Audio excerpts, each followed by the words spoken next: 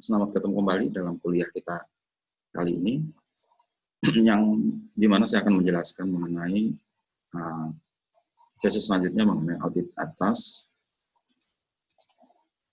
proses pendanaan dan investasi, terutama yang berkaitan dengan liabilitas jangka panjang, ekuitas pemegang saham, dan juga akun laporan laba rugi. Saya lebih dalam nanti akan menjelaskan beberapa hal berkaitan dengan proses auditnya seperti apa, prosedur auditnya seperti apa, dan juga ada tugas yang berkaitan dengan bahan ini. Ya, saya sharing dulu bahannya. Ya, jadi ini di modul kita bab 7, ya, bagaimana mengaudit proses pendanaan dan investasi. Anda sudah bisa baca di modul, saya hanya menjelaskan kembali beberapa hal yang perlu Anda ketahui. Pertama, berkaitan dengan liabilitas jangka panjang atau utang jangka panjang. Bagaimana kita mengaudit utang jangka panjang. Utang itu terdiri dari macam-macam, ya kan, ada surat utang, notes, ada juga dalam bentuk obligasi, dan juga dalam bentuk hipotek atau pinjaman. Ya. Utang itu juga termasuk utang bank yang jangka panjang, ya, kepada bank atau lembaga keuangan lainnya. Termasuknya dalam utang jangka panjang adalah berkaitan dengan liabilitas sewa guna usaha atau leasing. Ya. Ada juga berbagai jenis utang lainnya dengan jaminan agunan, perjanjian pembelian kembali, kemudian swap, financial futures, dan segala macam bentuk derivatif keuangan. Untuk khusus hal yang berkaitan dengan instrumen utang yang agak kompleks atau yang canggih ini, di luar cakupan ini, kita hanya berkaitan dengan audit sebagian besar jenis utang. Ya. Agar kita fokus saja yang ada menyangkut di situ komponen seperti bunga, baik itu utang bunga maupun biaya bunganya. Nah, utang jangka panjang ini punya ciri atau feature yang mempengaruhi prosedur. Misalnya ada utang yang bisa dikonversi menjadi saham, dan ini harus ada juga bagaimana pelakuannya. Sehingga perlu dicermati bagaimana karakteristik dari atau feature dari masing-masing jenis liabilitas itu. Nah, kita langsung aja masuk ke risiko inherentnya. Risiko inherent untuk surat utang atau obligasi atau pinjaman yang sifat jangka panjang dinilai rendah hingga sedang. Kenapa? Karena volume transaksinya sedikit. Jarang-jarang terjadi orang nggak pinjam utang tiap hari. Ya, biasanya dalam satu periode tertentu saja dan untuk keperluan tertentu. Ya. Dan biasanya akuntansinya tidak terlalu rumit, catat utang saja, ya, berapa utang yang disepakati dengan pihak kreditor, ya, berapa jadwal pembayarannya. Ya. Kalau di Junak gampang saja, ya, kita terima uang, ya kan, kas pada utang. Ya. Terus kalau misalnya terjadi pembayaran, ya dibalik, ya kan, sekian persennya dari pembayaran akan dicatat sebagai pengurang utang, ya, utang pada kas. Dan entitas seringkali menerima laporan pihak ketiga atau jadwal konversi. Biasanya ada dokumennya, ya. Ada pihak yang memberikan kreditor kan nggak sembarangan kan jumlah uangnya besar, ya kan. Jadi harus ada dokumen tertentu, prosedur tertentu di mana ada semacam perjanjian yang harus biasanya dengan pihak notaris sebagai orang yang mengesahkan perjanjian itu. Jumlahnya seringkali besar, ya, bukan jumlah kecil-kecil seperti kita beli bahan baku dan sebagainya. Jumlahnya sangat besar biasanya, karena ini untuk keperluan investasi maupun modal kerja, ya, untuk operasional perusahaan, ya, biasanya besar. Ya.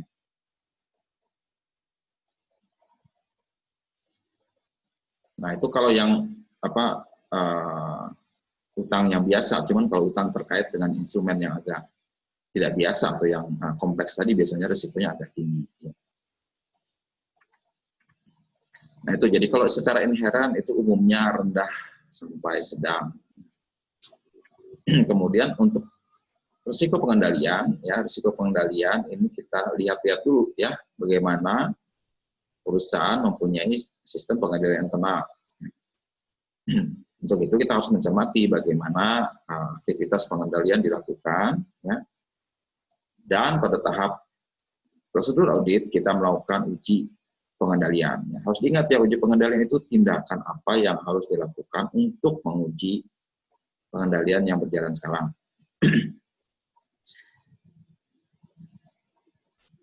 Dan kita hanya fokus saja ke beberapa hal, yaitu fokus hanya ke beberapa asersi yang menjadi perhatian utama dalam kaitan dengan utang jangka panjang, yaitu keterjadian, otorisasi, kelengkapan, penilaian, dan klasifikasi. Ini saya terangkan ya, bagaimana ini masing-masing asersi. Pertama untuk asersi keterjadian dan otorisasi, yang otorisasi ya, ada yang menulisnya otoritas, bukan otorisasi. Otorisasi berkaitan dengan persetujuan.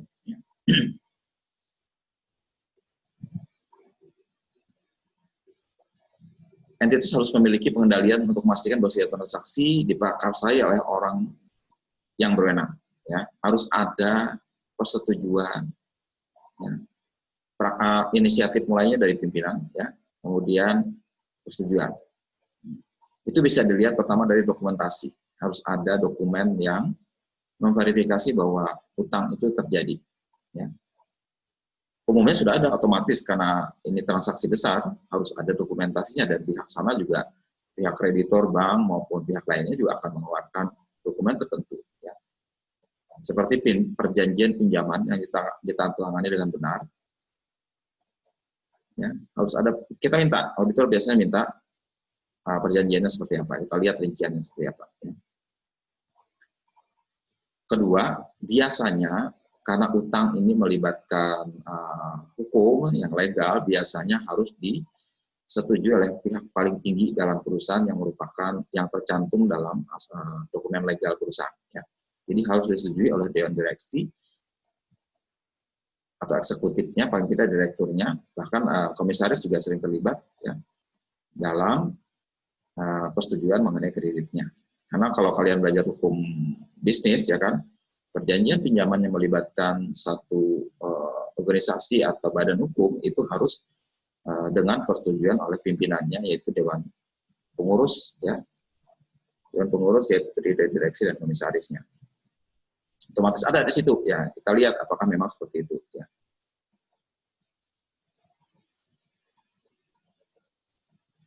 Nah, Dewan Direksi harus menetapkan pengendalian umum untuk memandu aktivitas pendanaan entitas. Jadi biasanya tidak mungkin terjadi pinjaman tanpa ada otorisasi. Otomatis biasanya pihak kreditur selalu akan meminta itu. Ya. Tinggal kita memastikan apakah dokumen itu ada disimpan dengan baik dan dicatat berdasarkan dokumen itu. Ya. Kalau misalnya ada persetujuan khusus dalam rapat, maka rapatnya itu kita lihat buktinya dengan membaca dokumen rapatnya. Dokumen, ya.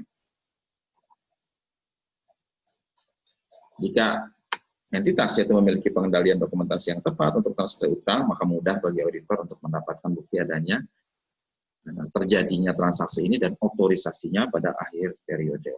Kita lihat, jadi prosedur pengendalian yang paling utama adalah melihat dokumentasinya. Ya. Pengujian pengendalian sudah pasti ya, melihat dokumentasinya, kemudian mengecek persetujuan otorisasi oleh pihak yang berwenang dalam perjanjian itu dan bagaimana dia lebih lanjut mencatatnya dalam pembukuan perusahaan. Entitas itu catatan terperinci tadi dokumen asalnya, dokumen terjadinya. Dalam berkaitan dengan asersi, maka apakah semua transaksi itu dicatat? Ya, itu berkaitan dengan kelengkapan, dicatat dalam sistem pembukuan atau sistem akuntansi perusahaan. Ya. Memastikan bahwa semua pinjaman dan pembayaran pokok dan bunga dicatat, yaitu dengan cara memelihara buku besar pembantu yang berisikan informasi khusus tentang semua utang jangka panjang yang dimiliki oleh entitas. Kemudian jumlah yang ada dalam buku pembantu ini harus disesuaikan dengan jumlah dalam buku besar secara teratur atau periodik. Itu kelengkapannya. Ya. Seringkali ada kelupaan kah, dicatat, ternyata ada pinjam, itu jangan sampai terjadi. Kita lihat, pertama lihat ada pembukuannya, kedua ada proses untuk rekonsiliasi atau pencocokan antara buku besar pembantu dan buku besar utamanya. Kemudian penilaian ini perlu menjadi perhatian karena nilai utang akan terus-menerus berubah, ya kan, dengan adanya pembayaran, ya, oleh perusahaan, dan juga mungkin ada terkait dengan nilai pasar atau nilai tingkat bunga efektif yang mungkin merubah nilai utang, ya, terutama untuk utang yang sifatnya obligasi yang ada nilai premi dan diskontonya, ya diskon, ya. Karena dia pakai tingkat bunga tertentu, yang tingkat bunga nominal itu bisa berbeda tingkat bunga efektif yang di pasar, ya. Kalau kalian belajar di akuntansi bank menengah, ada kan dihitung akuntansi untuk obligasi, ada diakui di situ terjadinya premi kalau tingkat bunga obligasi lebih tinggi dari nilai tingkat bunga efektif, ada premi. Tapi kalau tingkat bunganya lebih rendah, akan ada diskon, kurangkan nilainya sehingga utang perusahaan akan senilai tingkat bunga efektif. Bila ada biaya penerbitan utang, misalnya kalau kita mengeluarkan obligasi itu kan obligasi yang umum, ya itu diterbitkan untuk dibeli di bursa efek, ya sama seperti saham, ya. Jadi kalau obligasi di sana ada biaya-biaya tertentu dan proses tertentu yang hampir sama dengan penerbitan atau emisi saham, yaitu biaya penjaminan, biaya hukum, biaya akuntansi dan sebagainya. Itu bisa dicatat di neraca sebagai bagian dari ini, sebagai biaya ditangguhkan, ya. Dicatat sebagai biaya ditangguhkan, sebagai biaya penerbitan, maka ada semacam itu, ya. Dan berarti secara periodik harus diamortisasi selama umur utang itu, ya. Kemudian hal lain yang juga harus dicermati dalam pengendalian adalah klasifikasinya, ya. Klasifikasi, karena ada kalau nilai utang itu harus diklasifikasikan kembali bila ada yang jatuh tempo, ya. Kalau di bawah setahun jatuh temponya, maka akan kita reklasifikasi ke utang jangka pendek, ya. Kemudian ada juga berkaitan dengan pengungkapan, ya. Ini pengungkapan memberikan penjelasan tambahan dalam catatan laporan keuangan berkaitan dengan utang ini. Nah, biasanya perusahaan menjelaskan secara rinci di bagian catatan laporan keuangan berkaitan dengan pinjaman atau utang. Ini harus ada juga, apakah ada semacam itu, ya. Walaupun sebenarnya di banyak perusahaan kadang-kadang liwat saja, auditornya justru mengingatkan mereka melakukan klasifikasi yang tepat dan pengungkapan yang tepat juga. Itu pengendaliannya, ya. Kalau sudah kita cek dan itu beres, maka kita bisa yakin pengendaliannya bagus, risiko pengendaliannya akan rendah, ya. Kalau tidak, maka kita harus cermati betul apa yang salah di situ. Nah, ini akan berdampak pada prosedur substantif yang akan dilakukan, ya. Untuk utang jangka panjang, kalau pengendaliannya efektif, maka prosedur substantif adalah seperti yang kita rencanakan semua pada tingkat yang sesuai, ya. Tapi kalau ternyata hasil uji pengendalian internalnya kurang bagus, maka kita lakukan uji prosedur substantifnya akan lebih banyak lagi, ya. Prosedur substantif sudah pasti, ya. Tadi sebagai bagian pengujian pengendalian kita periksa perjanjian. Sekarang dalam substantif juga sama, cuman diperiksanya lebih dalam, ya. Lebih dalam lagi kita cek perhitungannya. Kalau fokus uji pengendalian, kita hanya melihat konteks terjadinya perjanjian, adanya persetujuan, ya. Kemudian di kelengkapan, apakah jumlahnya total dicatat di dalam pembukuan, jumlah itu, ya, cukup segitu. Cuman kalau dalam substantif lebih dalam lagi, kita cek ulang lagi perhitungannya, ya, statusnya, ya, rincian dari substansi akun itu dilihat, ya. Selain itu juga kita mengkonfirmasikan, konfirmasi apa? Mengirim surat konfirmasi kepada pihak luar, yaitu kreditornya itu, ya, tentang benarkah utang ini dicatat terjadinya sebesar ini, dicatat sebesar ini, ya. Mereka akan mengkonfirmasi ke bank, ya. Nah, karena biasanya bank ini juga bank yang sama dengan kita menaruh uang, biasanya bank akan menjawab bersama-sama dengan konfirmasi bank, ya, konfirmasi bank, ya. Nanti akan dijelaskan di sesi selanjutnya mengenai audit atas kas, ya, termasuk konfirmasi bank. Ya. Kemudian untuk bunganya, tingkat bunga kita melakukan prosedur analisis substantif, ya. Karena kalau menghitung bunga kan relatif sudah pasti, ya, ada bunga yang tingkat rate-nya yang tingkat bunganya dipakai kalikan berapa jumlah nominal utang akan dapat bunganya. Auditor bisa memperkirakan berapa tingkat bunganya dari hitung-hitungan semacam itu, ya. Misalnya dia punya utang 100 juta, ya, bunganya adalah 10%, misal ya, berarti bunga yang terjadi bunga yang terjadi di tahun ini 10% kali 100 juta berarti 10 juta. Apakah 10 juta itu sama dengan yang dicatat perusahaan, kita bandingkan. Itulah bagian prosedur analisis substantif. Nah, jika jumlah itu tidak berbeda secara material, auditor dapat menyimpulkan bahwa biaya bunga dinyatakan secara wajar. Ya. Jika ternyata lebih tinggi, auditor menyimpulkan bahwa entitas telah gagal mencatat sebagian besar dari biaya bunga. Misalnya kita catat 10, ya, ternyata entitas hanya mencatat sebesar 5. Nah, berarti ada yang kurang nih, 5 ini kemana? Nah, ini berarti kita harus minta menghitung ulang lagi, mencari kenapa ada yang belum dicatat. Ya, berarti melanggar asepsi kelengkapan dia. Nah, kalau biaya bunga ternyata lebih rendah dari yang kita jumlah biaya bunga tercatat lebih tinggi dari yang diperkirakan, ya, misalnya kita 110 tadi, ya, ternyata perusahaan mencatat 20. 20 dari mana ini? Ya, nggak mungkin 10 tambahan ini terjadi begitu saja.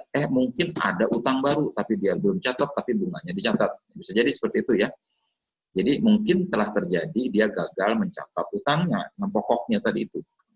Gagal atau lupa mencatatnya. Nah, itu. Dari situ bisa ketahuan, ya. Paling gampang sekali kita memahaminya, ketahuan sekali ada semacam itu.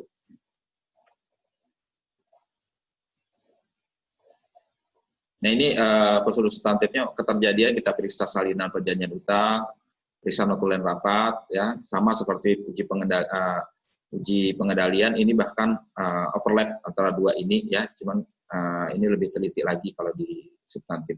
Kemudian kelengkapan, menelusuri masuknya utang itu ke pembukuan, ya. Kemudian bunganya, beban bunganya, kemudian apakah ada memperbaharui lagi perjanjian utangnya, kemudian evaluasi kontrak. Kalau untuk sewa guna usaha kita cek ulang, ya, bagaimana perhitungannya,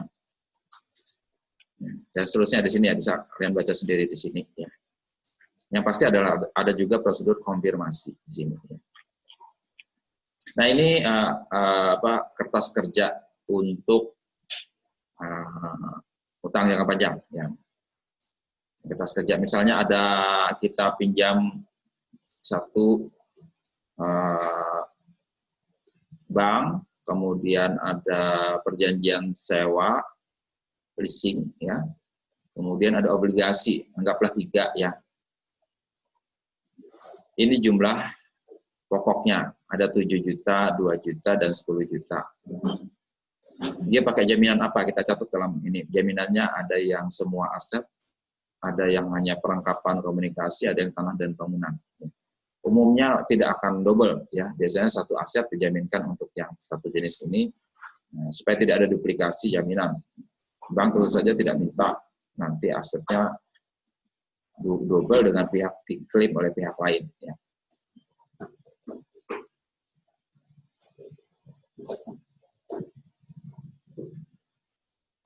Dan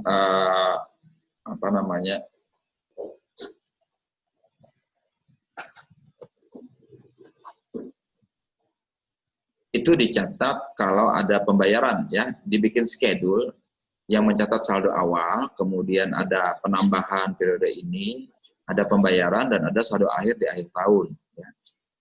Kemudian bunga juga sama, saldo awalnya berapa, kemudian pembayaran berapa, ya, sisanya berapa, ya kan. Ini dibikin, dicek seperti ini perhitungannya, dan harus klop dengan pembukuan perusahaan. Kemudian auditor juga perlu memeriksa tanggal jatuh tempo, ya.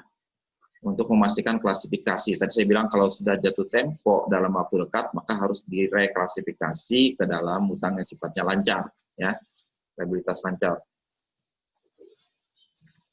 Terus kalau dalam pengungkapan berarti auditor harus periksa perjanjian apa yang harus diungkapkan dalam catatan laporan keuangan. Ya. Ini contohnya ya, pengungkapan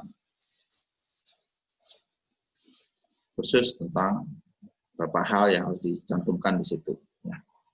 Itu berkaitan dengan utang. Ya.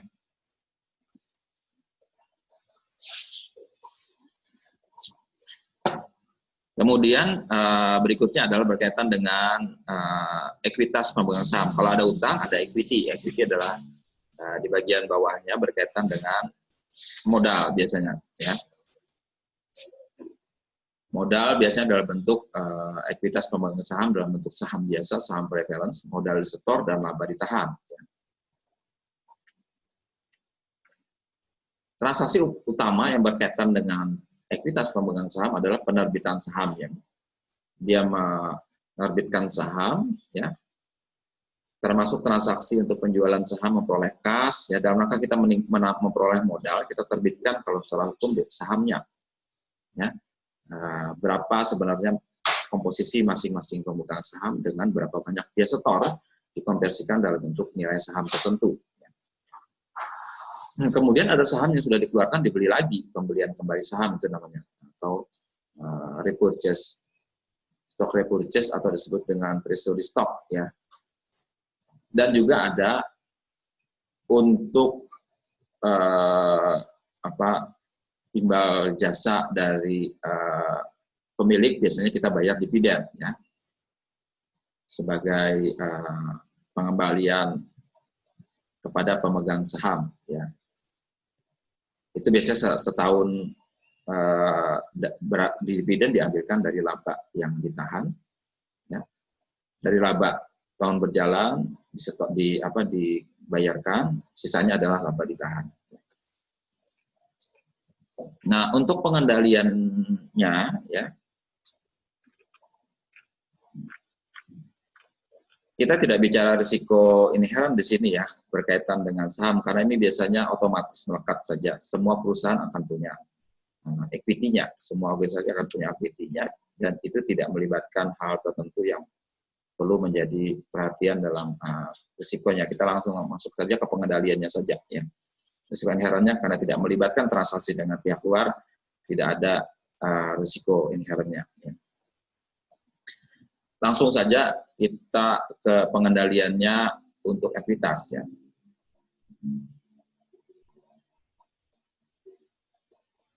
Jangan sampai terjadi kalau pengendalian ini adanya kesalahan pencatatan. Jadi harus periksa bagaimana desainnya seperti apa, ya. Umumnya perusahaan itu, terutama perusahaan-perusahaan yang go public, ya, mereka punya orang atau badan khusus yang mencatat proses transaksi berkaitan dengan saham. Itu ada lembaga khusus, lembaga agen, ya, agen yang mencatat perputaran sahamnya sebagai pencatat independen, agen transfer, dan agen pencairan dividen untuk memproses dan mencatat transaksi ekuitas, ya.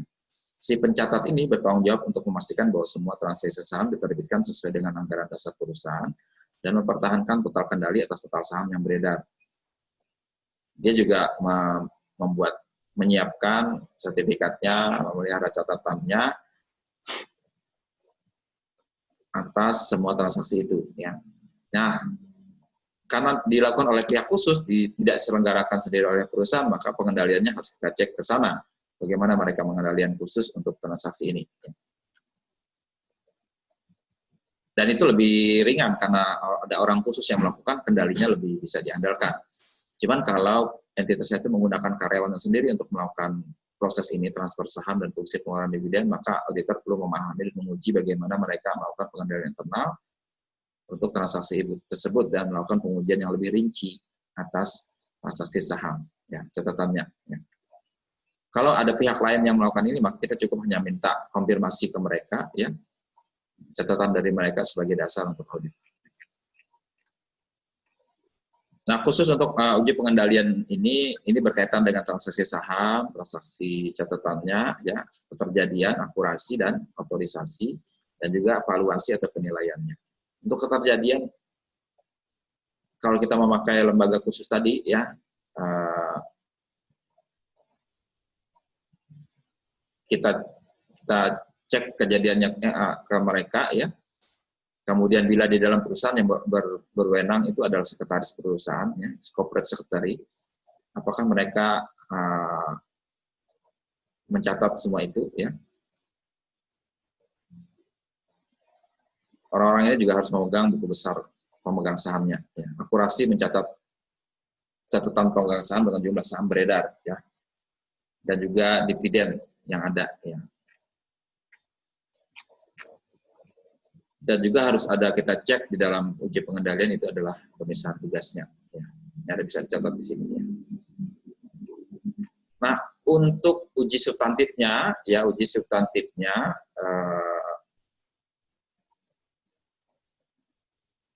itu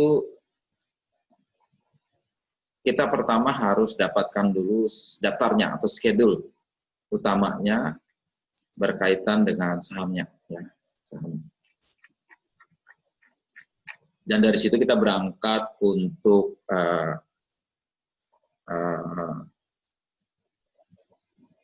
mengeceknya, ya, baik itu mengecek ke dalam transaksi keterjadiannya dengan memeriksa notul yang rapat. Kemudian kalau ada agen transfer independen yang melakukan, kita konfirmasi jumlah saham beredar berapa pada akhir periode. Kemudian direkonsiliasi dengan ada di catatan perusahaan apa bedanya. Itulah yang paling utama, ya, mengecek apakah jumlahnya sudah tepat. Tetapi jika tidak menggunakan agen luar, maka kita cek secara detail untuk transaksi yang ada. Pertama, menelusuri transfer saham, ya. Kemudian memvoting saham yang beredar berapa, ya.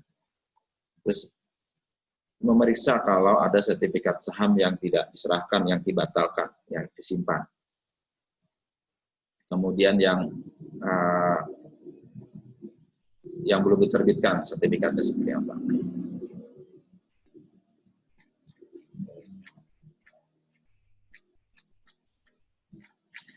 Nah, penilaian ini untuk yang ini sangat mudah, ya kan, otomatis saja kalau nilai satu saham nilainya Rp1.000 misalnya, ya, maka Rp1.000 itu yang dicatat, ya. Cuman mungkin ada akan lebih kompleks kalau ada nilai konversinya, akan ada saham yang bisa dikonversi, ya. Itu kita harus cek ulang, ya. Kemudian kelengkapan harus ada juga untuk ini, ya.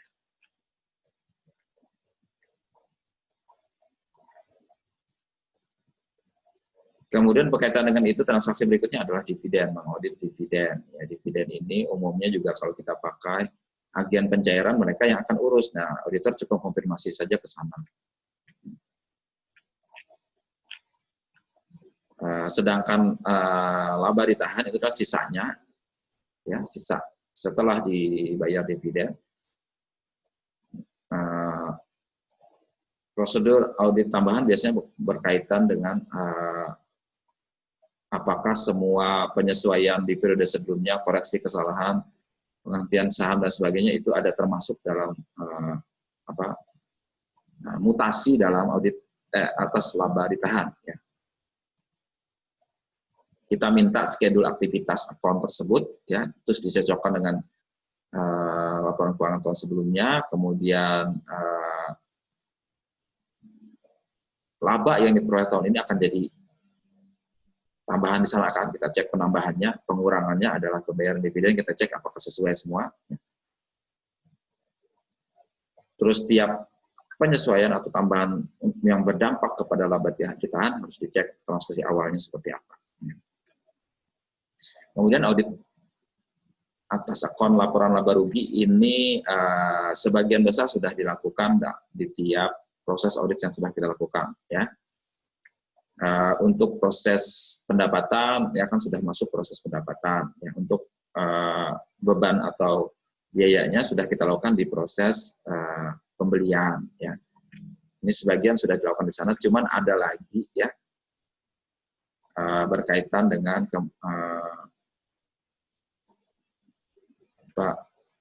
hal khusus dalam biaya tersebut, ya.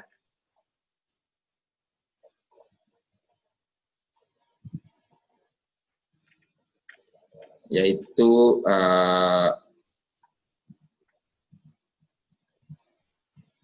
piutang, sudah kan di sana ya. Itu berkaitan dengan beban piutang tak tertagih, kemudian bunga berkaitan dengan tadi yang utang baik jangka pendek maupun jangka panjang. Kemudian kalau penyusutan berarti terkait dengan aset tetap, beban asuransi terkait dengan beban dibayar di muka, ya. Kemudian beban bunga jangka panjang juga di sana. Ya. Itu ya. Kemudian prosedur analitis untuk berkaitan dengan laporan laba rugi, terutama berkait dengan pendapatan dan beban, bisa kita bandingkan dengan tahun lalu, tahun sekarang, atau berdasarkan segmen bisnis. Intinya adalah membandingkan tahun lalu dengan tahun sekarang, misalnya berbanding dengan pendapatannya berapa. Mestinya kan pendapatan naik, maka biaya juga naik, ya kan. Nah, kalau ada beda, mungkin ada kasalah di situ. Nah, khusus kita melakukan pengecekan yang lebih teliti biasanya untuk akun-akun berkaitan dengan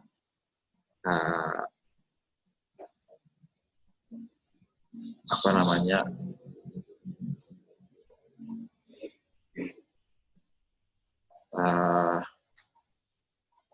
beban hukum dan audit, beban perjalanan dan hiburan, beban amal, sumbangan dan sebagainya, itu biasanya kita cek ulang, ya. Kita lebih terinci mengeceknya apakah ada di situ, karena kalau beban hukum itu berarti menunjukkan adanya masalah hukum. Masalah hukum harus dicermati karena punya efek nantinya, ya. Di bagian lain nanti saya jelaskan ada itu, ya. Beban hukum harus dicermati. Ini misalnya seperti ini ya, dicek beban hukum, kita bayar pengacara, adakah kasus? Nah, kasus ini kita harus tahu sebagai auditor, ya. Dari situ pintu masuknya kita tahu terjadinya masalah hukum. Kalau dia nggak ungkapkan, ya, kita nggak dikasih tahu, kita tahunya dari situ, dari adanya pembayaran kepada pengacara. Kemudian ada sumbangan dan sebagainya juga harus kita ketahui apakah ada sesuatu yang kita luput ketahuan, ya. Apakah sumbangan itu menyembunyikan sesuatu di situ, ya. Perjalanan dinas dan juga entertainment itu juga harus kita ketahui karena punya efek pajak nantinya, dan apa hal lain yang disembunyikan bisa dilihat dari situ. Yaitu untuk akun laba rugi, ya. Sepintas saya berikan pembahasan juga untuk tugas berkaitan dengan bab ini, yaitu tugas berkaitan dengan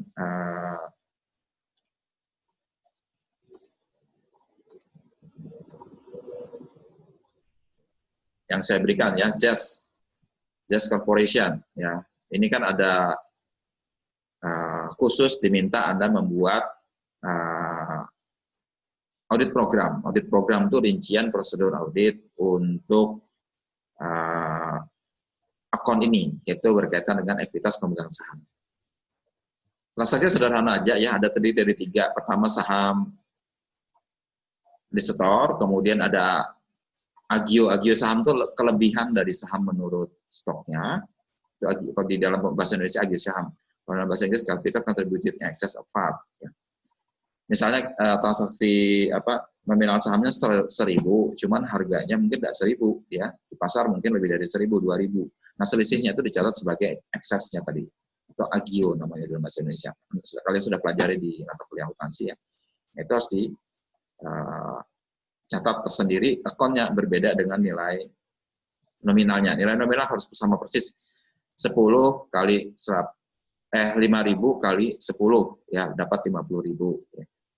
Nah, kelebihannya dicatat, ditampung di sini. Kemudian ada laba ditahan. Ya. Apa prosedurnya? Ya, ada tadi kan sudah diuraikan, tinggal kalian jabarkan aja itu lagi, ya. Khusus untuk kalau di kasusnya ini dikemukakan bahwa dia punya agen tersendiri, ya, registrar dan transfer agennya, berarti dia tidak menyelenggarakan sendiri proses transaksi berkaitan dengan saham, tapi diselenggarakan oleh pihak lain, yaitu agen transfer tadi. Ya, berarti prosedurnya adalah kita tidak perlu mengecek secara dalam di pembukuan perusahaan, cuman kita mengkonfirmasikannya ke agen tadi. Ya. Coba kita balik tadi ya ke prosedur berkaitan dengan saham tadi. Ya. Berarti kalian harus ungkapkan pertama uji pengendalian dulu. Ya, prosedur audit program itu mencantumkan uji pengendalian dan uji substantifnya. Uji pengendalian ada di sini semua, tinggal kalian jabarkan aja lagi ya. Uji pengendalian berarti berkaitan dengan keterjadian. Pertama, keterjadian mencatat semua transaksi, dokumen atau sertifikat yang mempengaruhi, misalnya di periode ini terjadi emisi saham, maka kita minta dokumen semua berkaitan dengan emisi saham tersebut. Tapi kalau periode ini nggak terjadi, tidak diperlukan itu ya. Atau anggaran dasar perusahaan, dokumentasi dasarnya harus kita punya. Berarti audit programnya pertama memperoleh semua dokumentasi berkaitan dengan emisi saham. Ya. Kedua, membaca dan mengecek transaksi itu dalam dokumen tersebut. Kemudian tiga, meminta, ini kan ada buku besar schedule-nya berkaitan dengan semua transaksi saham. Ya. Itu untuk keterjadian. Untuk akurasi, ya, keterjadian juga termasuk dengan konfirmasi tadi itu ya, konfirmasi kepada agen transfer mengenai jumlahnya. Ya. Nah, berarti yang dalam schedule ini, ya,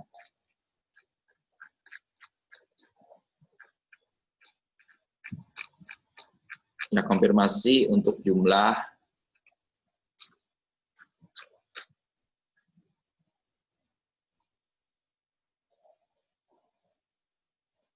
ya, nih konfirmasi jumlah saham beredar ke akhir periode.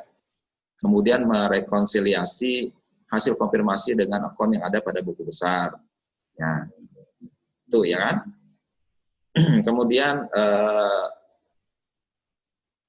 ini tidak perlu dilakukan ini karena ini kalau tidak menggunakan, kita menggunakan agen di sini, maka tidak perlu dilakukan prosedur ini ya.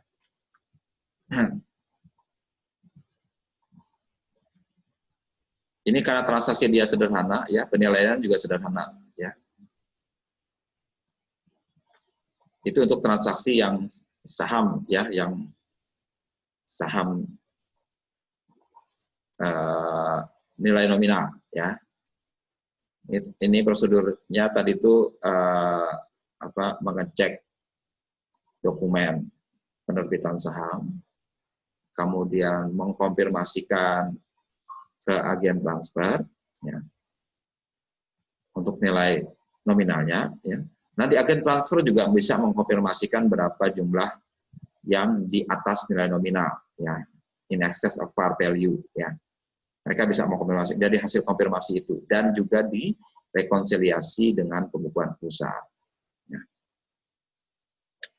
Jadi dua ini sudah bisa dilakukan prosedurnya dengan tadi itu. Ya. Ya, laba ditahan itu prosedurnya adalah dengan